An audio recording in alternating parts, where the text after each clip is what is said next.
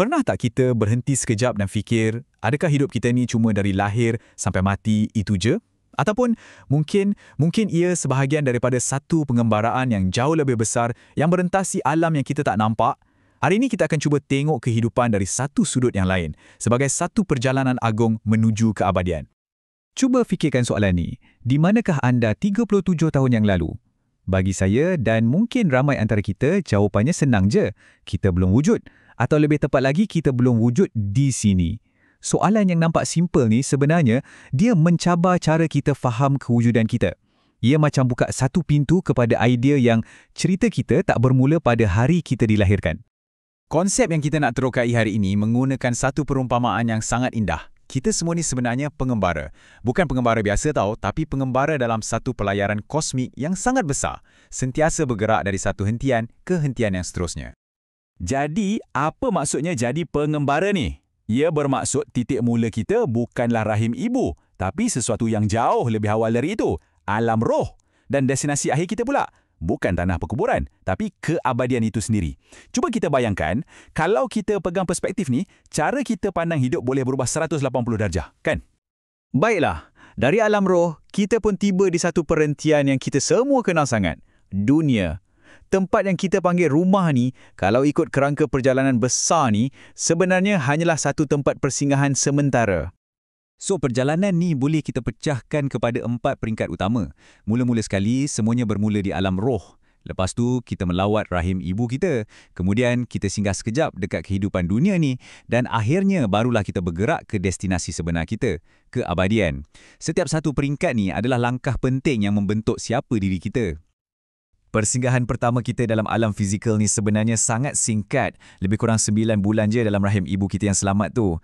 Ia macam satu tempoh persediaan yang sangat intim sebelum kita melangkah ke pentas dunia yang jauh lebih besar. Kemudian, tibalah masanya untuk kehidupan dunia. Seluruh hidup kita 60, 70, mungkin 100 tahun. Kalau kita tengok dari perspektif ni, ia cumalah satu lawatan. Kita ni ibarat tetamu je kat sini, bukan pemilik. Falsafah ni betul-betul boleh ubah cara kita hargai setiap hari yang kita lalui, kan? Okey, lepas kita singgah di dunia, tibalah masanya untuk fasa seterusnya dalam perjalanan ni. Satu fasa yang selalunya kita takut, iaitu kematian. Tapi, macam mana kalau kematian tu sebenarnya bukan seperti yang kita selalu bayangkan? Ya, dari segi fizikal, kita fahamlah apa itu kematian. Jasad kita ni akan hancur dan kembali ke tanah. Ini realiti yang kita semua tahu dan bagi kebanyakan orang, inilah penamatnya. Titik. Namun, pandangan ini menawarkan satu pemahaman yang sangat-sangat berbeza. Kematian bukanlah pengakhiran, tapi ia adalah satu pertemuan. Saat di mana kita sebagai hamba akhirnya kembali bertemu dengan pencipta kita. Ia bukan satu penamat, tapi ia adalah satu kepulangan. Jadi, kita ada dua cara pandang benda yang sama. Di satu pihak, orang nampak kematian ni macam titik noktah, game over, kemusnahan mutlak. Tapi di pihak yang satu lagi, ia dilihat sebagai satu pintu gerbang, satu permulaan baru dan satu pertemuan yang paling agung. Beza pandangan ni sangat besar kesannya. Intipati idea ni boleh kita ringkaskan macam nilah. Pintu yang kita panggil kematian tu sebenarnya bukan pintu keluar, tapi ia adalah pintu masuk. Pintu ke satu realiti yang baru dan jauh lebih luas. Okey, konsep ni mungkin agak deep sikit kan, mungkin susah nak bayangkan. Jadi, jom kita guna satu contoh dari alam semula jadi untuk buat idea ni lebih senang nampak. Mari kita dalami rahsia sebiji benih. Bayangkan sebiji benih. Mula-mula ia jatuh ke dalam tanah yang gelap.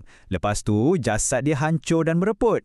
Kalau kita tengok, memang nampak macam dah habis, dah musnah.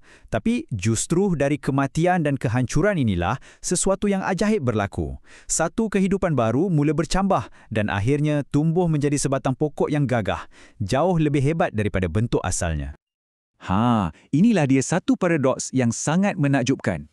Melalui kemusnahan fizikalnya, benih tu sebenarnya mencapai potensi tertinggi dia.